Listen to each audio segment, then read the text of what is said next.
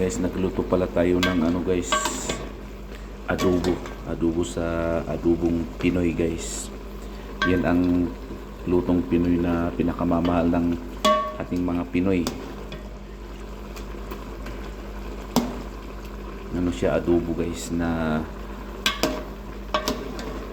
native na manok guys, na binigay ng ating mga kasama. Kaya niluto ko siya ng adobo guys, yan para pang bukas namin guys, pang tanghalian namin. Ginawa ko dyan, nilagyan ko ng maraming ano na paminta na durog, mga 1 milyon siguro yun guys.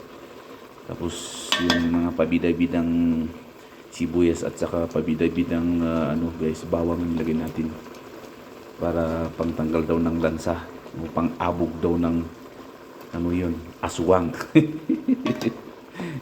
Para pag kinain din, hindi ka kakainin ng aswang kasi kumain ka ng bawang. Yan, luto na po siya guys, at tsaka ko nilang lalagyan bukas ng ano guys, patatas. Yan guys,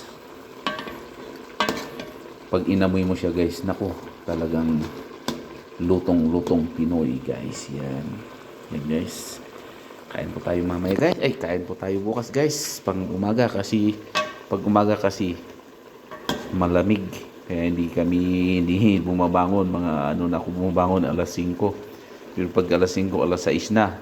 Tapos pabilisan ng pagligo. Pabilisan ng pagligo. Yan guys, yan ang ating tinatawag na adobong Pinoy guys.